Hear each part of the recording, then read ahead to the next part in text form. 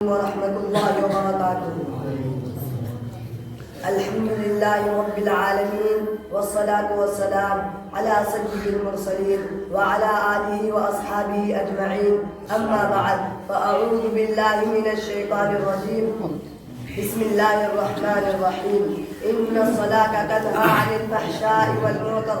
نوجوانان اسلام، نماز اتنی اہم ترین عبادت ہے کہ سیدنا حضرت آدم علیہ السلام سے لے کر جتنے بھی انبیاء کرام اس گار پانی میں تشریف لائے، ہر نبی کی شریعت میں نماز فرض رہی اور اس نبی کی پیروکار اس پر عمل کر کے رہے. اسی طرح امت محمدی صلی اللہ علیہ وسلم پر بھی 5 وقت کی نمازیں ہر بالغ مسلمان مرد و عورت پر فرض قرار دی گئی.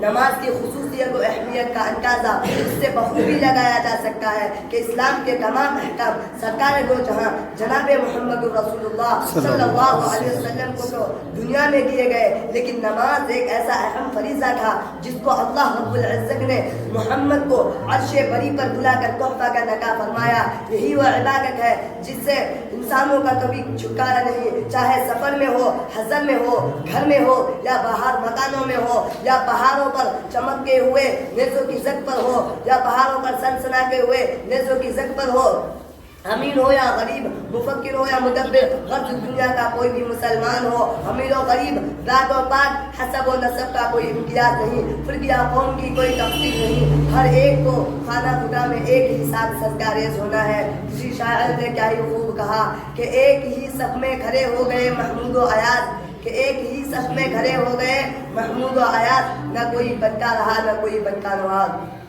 نبی دو عالم نے ترک الصلاۃ پر جو وعید فرمائی ہے ذرا اس کو بھی ملاحظہ فرمائے.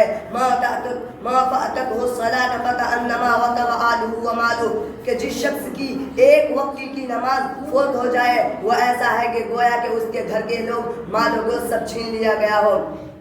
ایک جگہ آپ نے ارشاد فرمایا عہد الذی بیننا وبینہم الصلاۃ فما ترکھا فقد کفر، کہ وہ عہد جو ہمارے اور منافقین کے درمیان ہے وہ نماز ہے. جس شخص نے نماز کو کر کیا اس نے کفر کو ظاہر کیا.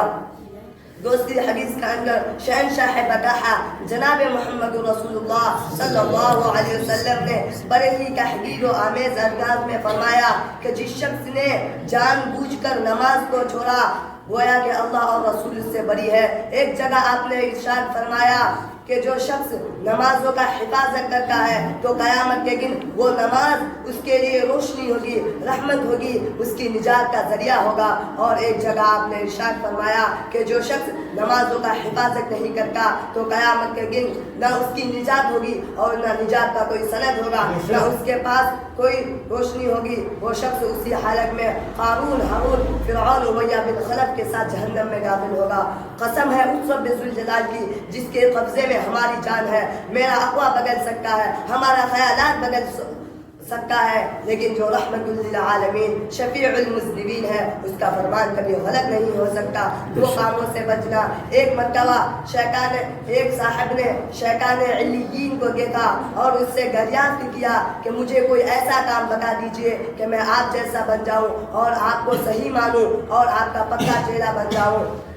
تو شیطان نے بڑے ہی حیرت و استقبال میں ہو کر کہنے لگا کہ اس طرح کی سوال آج تک کو مجھ سے کوئی نہیں کیا، لیکن اس میں کیا راز ہے؟ تو ان صاحب نے کہا کہ جناب دل سے کو مجبور ہوں مگر دلی خواہش ہے کہ آپ جیسا بنوں. تو شیطان نے کہا کہ اگر یہ 2 کاموں کو تم لگاتار کرتے رہو گے تو مجھ میں اور تجھ میں کوئی فرق نہیں ہوگا اور آپ ہمارا پکا چہرہ بن جاؤ گے. تو ان صاحب نے بولا کہ بتاؤ کیا کام ہے؟ تو شیطان نے کہا کہ پہلا نماز چھوڑنا، دوسرا جھوٹی قسمیں کھانا.